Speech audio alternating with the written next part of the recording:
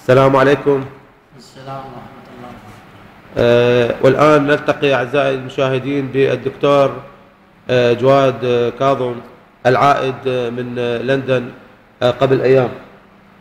سوف نقوم بسؤال الدكتور بعض الأسئلة التي تخص موضوع طفل الأنابيب. العفو دكتور، ممكن توضح للمشاهدين كيف تتم عملية زرع الأنابيب؟ الأولى أول مرة دخل المريضة للمستشفى. نعم. نومها سوينا فحوصات وإجراءات، بعدين سوينا عملية. نعم. فتح الظهر. نعم. نزرع لها أنانيب نزرع لها. أنابيب زجاجية؟ زجاجية. نعم. زجاجية. بظهرها تنزرع أنابيب، تنزرع بظهرها. أي نعم. أنابيب زجاجية. أي. أي نعم. تفتحون الظهر نفتح الظهر. تزرعون الأنانيب. نزرع لها زجاجية. داخل الظهر. داخل الظهر. وبعدين؟ نخيطها. خيطوها. زين، ايش قد تبقى هاي الأنانيب داخل 9 أشهر. الظهر؟ 9 أشهر، يعني إلى حين أن يكتمل نمو الطفل. الجنين. نعم نعم.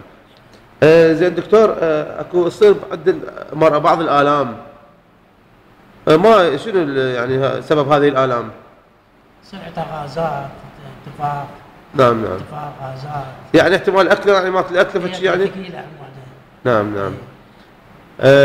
زين، بالنسبة ظاهرة الوحم شلون يصير ظاهرة الوحم يعني؟ الوحم إذا امرأة تتوحم بخيارة وتقول للرجل مثلا تجيب له خيارة ما يجيب لها، تطلع بالطفل. تطلع بالطفل. زين، الخيار لازم أخضر يعني ما يصير غير لون؟ أخضر، رمان، تفاح، مو شرط إلا خيار. يعني مو إلا خيار أخضر، خيار أبيض، خيار أصفر، يعني حسب. أي نعم. زين، في حالة إذا مثلا اشتهت تراب هم مرات تجيب لها تراب. يعني تاكل تراب المرأة؟ لا ما تاكل، بس تشتم تراب. لا يعني دكتورك وبعض الحالات صارت بأنه يعني تريد تاكل تراب وتاكله بالفعل الدكتور، يعني تاكل بالفعل التراب. زين، ما يأذيها شو اسمه؟ لأن وحام يعني هاي. وحام. زين، بالنسبة للطفل إذا أردنا الطفل ذكر أو أنثى شلون تصير هاي العملية؟ أنابيب زجاجية. إيه. أنابيب زجاجية. إيه. إذا حمراء تصير أنثى. يعني إذا الزجاجة الأنابيب الزجاجية إذا حمراء تصير أنثى. وإذا أبيض يصير ذكر. إذا أبيض يصير ذكر. زين، هاي ايش قد تبقى بظهر المرأة الحامل؟ 9 أشهر. الأنابيب تبقى 9 أشهر؟ إيه. زين، هاي من تثني ظهرها ما تتكسر هاي الأنابيب؟ لا ما عليه، ما تتكسر. هي قزاز وظهرها من تنحي يعني من تنصي، هاي الأنابيب ما تتكسر داخل ظهرها؟ ما تتكسر. سبحان الله، يعني هذا شيء غريب هذا. والعلم يتطور. يا الله، شنو المعلومات الجديدة يعني تحب تفيد المواطنين بها، يعني معلومات جديدة عندك؟ أنت شو وقت دكتور العفو، شو وقت رجعت أنت من لندن؟ والله صار لي شهر. صار لك شهر ما شاء الله، وأكيد تعلمت شغلات يعني بلندن، شغلات تقدر تفيد بها وطنك يعني. إن شاء الله. شنو الشغلات يعني شفتها بلندن يعني جديدة اللي ما نعرفها أنا حتى تعلمنا بها تعرفنا بها؟ والله شغلات كلها زينة إن شاء الله، ما نتوقع من العراق تصير الشغلات هذه. زين، اكو دكتور اكو ظاهرة الطفل مرات يطلع اسمر مرات ابيض، شلون نعرف هذا الطفل شلون صار اسود؟ يصير وراثة، لو أم أبيض لو أبوه أسمر يصير وراثة يعني إذا مثلا أبوه أسود وأمه بيضة، يطلع على أبوه يطلع على أمه.